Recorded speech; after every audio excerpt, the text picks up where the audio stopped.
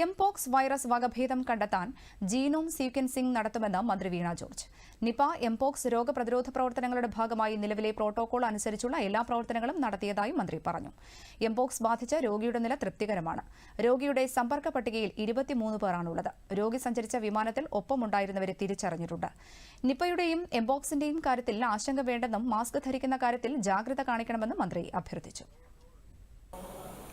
അപ്പോൾ ഇദ്ദേഹത്തിന്റെ ഈ ഒരു ഏത് ക്ലേഡാണ് എന്നുള്ളത് കണ്ടെത്താൻ വേണ്ടിയിട്ട് അതിന്റെ ജിനോമിക് സീക്വൻസിംഗ് നടത്തുന്നുണ്ട്.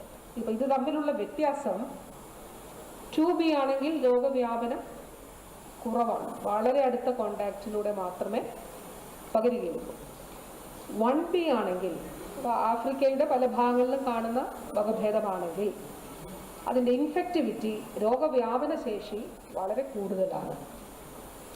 അപ്പോൾ അതുകൊണ്ട് അതാണ് എങ്കിൽ അത് കൂടുതൽ ആളുകൾ സമ്പർക്ക പട്ടികയിൽ വിമാനത്തിൽ സഞ്ചരിച്ചവരൊക്കെ ഉൾപ്പെടുന്ന ഒരു സാഹചര്യം ഉണ്ടാകാം.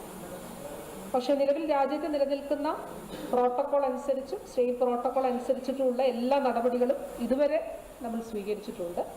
ഒരു പടി കൂടി മുന്നിൽ കടന്നുകൊണ്ട് ജീനോമിക് സീക്വൻസിംഗ് നടത്തി ഇതേത് ക്ലേഡ് ഉള്ളതാണ് എന്നുള്ളത് കണ്ടെത്തുന്നതിനാണ് ശ്രമിക്കുന്നത്.